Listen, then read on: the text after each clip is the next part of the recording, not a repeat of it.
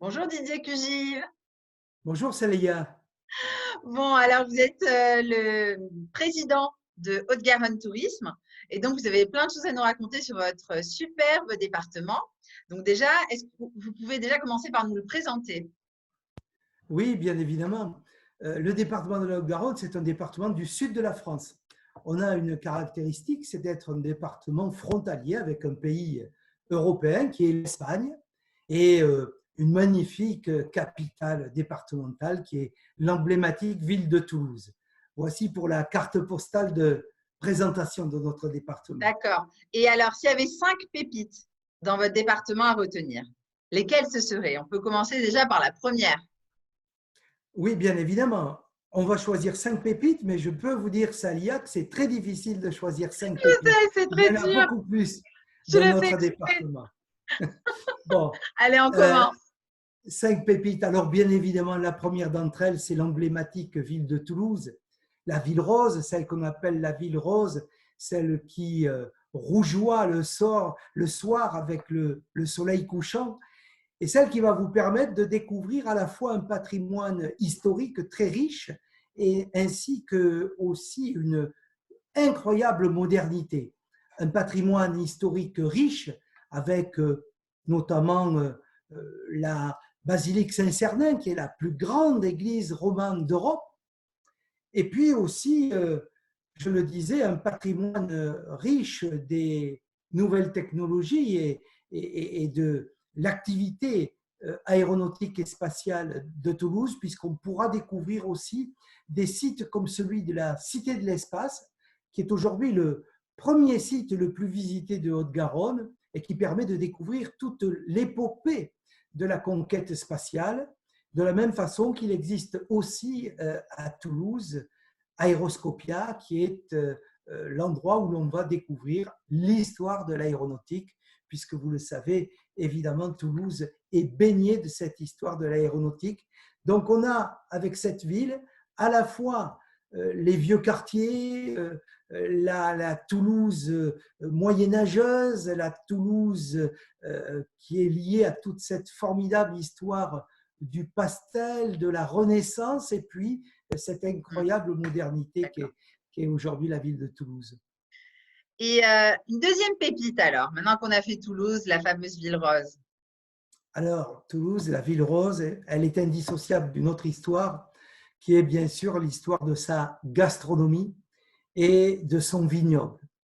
Il y a en Haute-Garonne un magnifique vignoble qui est le vignoble de Fronton. Il est à peine à 25 km de Toulouse, au nord de Toulouse, et c'est un vignoble unique au monde. C'est un vignoble unique au monde parce que c'est un vignoble qui est très ancien, qui remonte à l'histoire des croisés. Ce sont les croisés, lorsqu'ils sont rentrés de Terre Sainte, qui ont permis à ce vignoble d'exister en ramenant des plants qu'ils avaient trouvés à Chypre plus précisément. Et ce cépage unique au monde, c'est la négrette. Ce qui fait que ce vignoble est cultivé avec un cépage et qui nous conduit en fait à boire un vin que l'on ne trouvera nulle part ailleurs. C'est D'accord. un vin tout à fait incroyable, qui a une typicité tout à fait particulière, qui ravit tous les gastronomes et en tout cas qui est très proche de la ville rose et à D'accord. 25 km seulement. Mhm. Et une troisième pépite alors, on continue sur notre petite liste Haute-Garonne.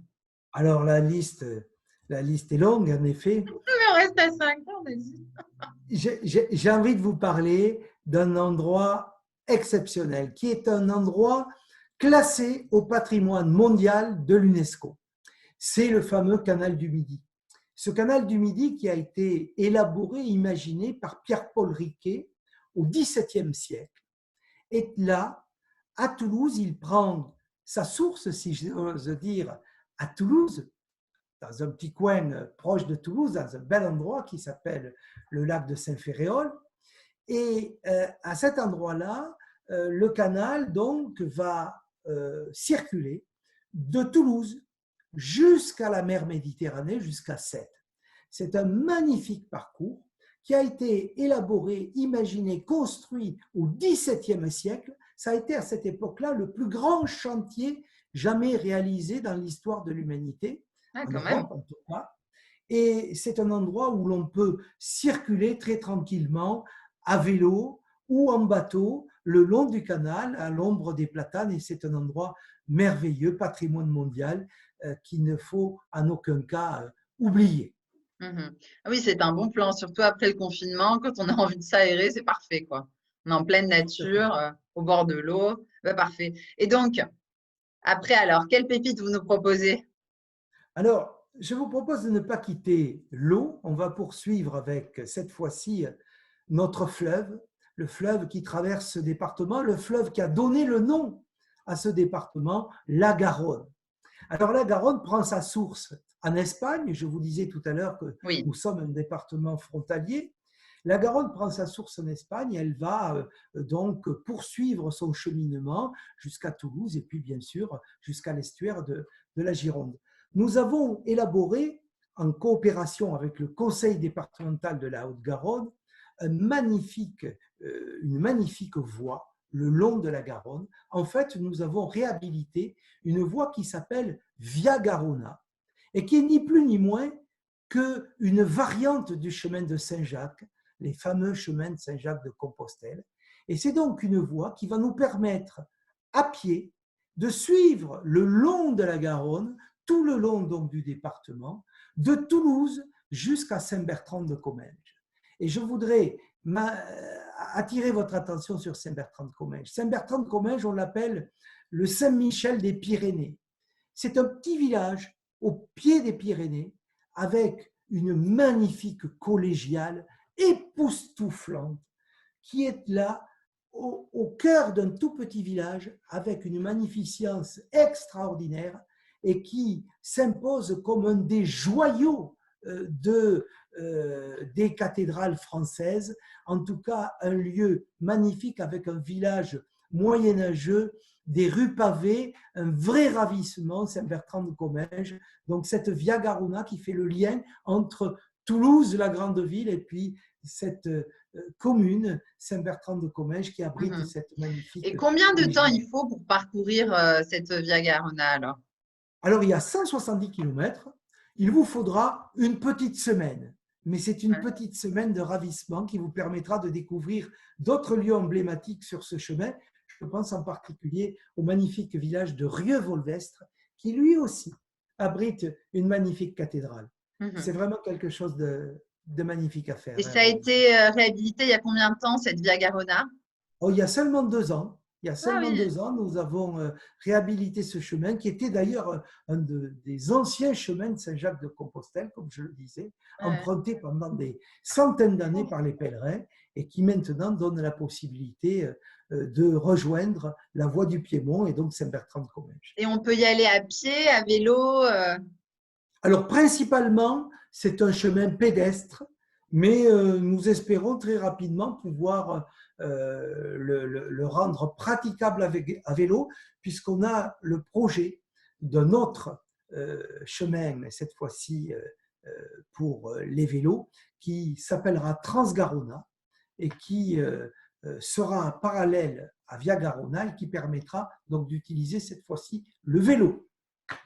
D'accord. Donc, le département de la Haute-Garonne est un département où l'itinérance douce est mise à l'honneur et où nous avons la volonté à la fois de développer des chemins pédestres, des parcours cyclables, des chemins aussi pour les cavaliers. En fait, tout ce panel d'itinérance douce que les Mhm. touristes nous envient beaucoup.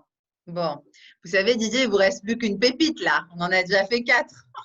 Oui, Alors, c'est alors quoi la la plus belle, cinquième? Alors la plus belle, non, c'est pas la plus belle, je vous disais, elles sont toutes magnifiques, mais Ouais. celle-ci est quand même particulière. Évidemment, ce sont les Pyrénées. Eh Ces oui. magnifiques Pyrénées, puisque notre département s'achève sur cette chaîne des Pyrénées avant de passer la frontière pour rejoindre l'Espagne. Et au pied des Pyrénées, vous avez une ville thermale qui s'appelle Luchon et qui permet aux touristes, bien évidemment, de bénéficier d'un accueil tout à fait exceptionnel au travers des thermes tel que je vous le disais il y a un instant, mais je voudrais évidemment insister sur les Pyrénées. Nous sommes le 7e département le plus haut de France. Nous comptons précisément plus de 18 sommets de plus de 3000 mètres d'altitude. Et nous avons, en haut de ces sommets, le magnifique pic de Perdiguère qui culmine à 3222 mètres et qui est une vraie pépite et qui permet aux touristes donc de circuler le long donc des chemins pour se transformer de plus en plus en chemin de haute montagne avec des magnifiques refuges pour atteindre et tutoyer les sommets au-dessus de 3000 mètres. Et donc cette pépite, c'est bien évidemment celle des Pyrénées que nous avons la chance d'avoir sur notre département. Alors, vous le voyez, Salia, je vous ai parlé, j'ai cité 5 pépites. Je vous disais combien c'était difficile d'en sélectionner 5, mais je vous ai parlé de pépites comme le patrimoine mondial de l'humanité avec le canal du Midi, avec aussi patrimoine mondial de l'humanité, les chemins de Saint-Jacques et la fameuse Via Garona, avec ce magnifique vignoble qui est le vignoble de Fronton, Toulouse, la ville emblématique, et puis les Pyrénées. Vous voyez qu'on a beaucoup de Ah choses. oui, oui. Mais déjà là, ça donne envie d'y aller, hein. Franchement, c'était vraiment très très sympa cette petite balade avec vous. Et puis j'espère que les touristes ils seront nombreux à y aller là, parce que ça commence à rouvrir un peu partout. Et puis je vous retrouverai un de ces quatre là dans les Pyrénées à Toulouse, on verra. Ok. Nous vous attendons avec plaisir, Salia, et puis toutes celles et tous ceux qui voudront découvrir notre département. Merci. À bientôt, Didier. Bye bye. Merci, Salia. À bientôt. Au revoir.